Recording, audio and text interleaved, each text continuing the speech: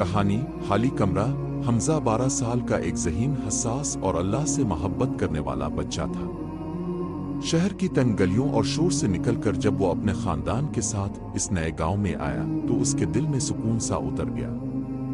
پہاڑوں کے دامن میں آباد یہ چھوٹا سا گاؤں سبزہ، خاموشی اور روشنی سے بھرا ہوا تھا، لیکن ان سب خوبصورتیوں کے بیچ ان کا نیا گھر ایک پرانا راز چھپائے ہوئے تھا۔ یہ گھر ایک بوڑھے بزرگ کے نام سے مشہور تھا، جنہوں نے زندگی بھر درویشوں جیسی زندگی گزاری۔ لوگ کہتے تھے وہ دن رات عبادت میں مصروف رہتے، ان کے کمرے سے قرآن کی تلاوت کی آوازیں آتی تھیں، لیکن جب وہ فوت ہوئے تو اس کمرے کو بند کر دیا گیا ہمیشہ کے لیے۔ گھر کے باقی حصے میں روشنی اور زندگی تھی، لیکن ایک دروازہ، ایک خاموش بند دروازہ، دیوار میں جیسے گم سا ہو، کالا زن آلود تھا، اور اس کے پاس سے گزرنے پر حمزہ کو عجیب سی سنسناہٹ محسوس ہوتی۔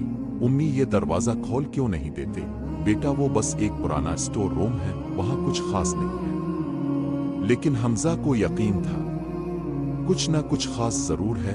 کچھ راتیں ایسی ہوئیں جب حمزہ کی نیند کھول گئی۔ گھر میں سب سو رہے تھے، لیکن اس کمرے کے پیچھے سے کسی کے تلاوت کرنے کی آواز آتی، جیسے کوئی بہت نرم پرسوز انداز میں سورت یاسین پڑھ رہا ہو۔ کیا یہ خواب ہے؟ کوئی ہے؟ وہ خود سے پوچھتا۔ اس کی بے چینی بڑھنے لگی۔ وہ دن میں اس دروازے کے سامنے بیٹھ کر قرآن پڑھنے لگا۔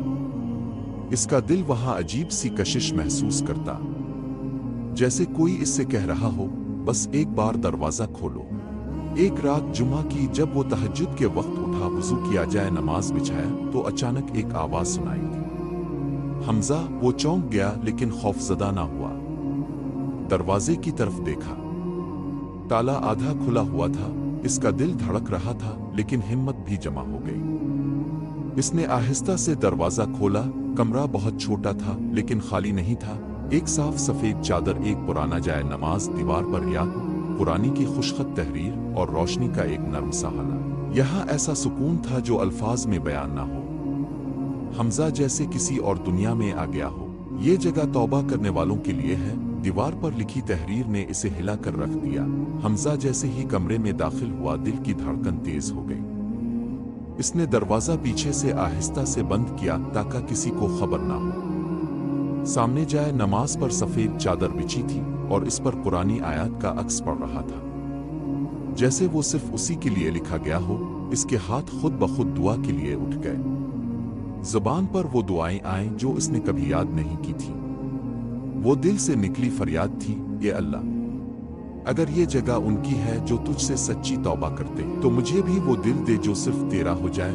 کمرے میں اچانک خوشبو پھیل گئی، مشک، عنبر اور ایک نرمی سے لپٹا ہوا نور، جیسے فرشتے اتر آئے ہوں۔ حمزہ کی آنکھوں سے آنسو بہنے لگے۔ اس نے زندگی میں پہلی بار توبہ کی۔ حالانکہ اس کی عمر میں تو گناہوں کا سوال ہی نہ تھا، لیکن وہ جانتا تھا کہ اصل توبہ گناہ سے نہیں بلکہ غفلت سے ہوتی ہے۔ حمزہ کے والد جناب ریحان صاحب زندگی کی دوڑ میں دین سے دور ہو چکے تھے۔ وہ نماز کبھی کبھار پڑھتے اور اکثر دنیاوی رہتے، لیکن ان دنوں وہ حمزہ کو بہت بدلتا ہوا دیکھ رہے تھے۔ پہلے شرارتی سا بچہ، اب ہر وقت باوضو قرآن پڑھنے والا، نرمی سے بات کرنے والا۔ ایک دن حمزہ نے کہا، ابو کیا اب میرے ساتھ ایک جگہ چلیں گے؟ ریحان صاحب حیران ہوئے، لیکن انکار نہ کر سکے۔ حمزہ انہیں اسی کمرے میں لے آیا۔ ابو یہاں بیٹھے، بس 5 منٹ۔ وہ دونوں خاموشی سے بیٹھے۔ حمزہ نے سورت الرحمن کی تلاوت شروع کر دی۔ فابی اعلی ربی کو متقزبان۔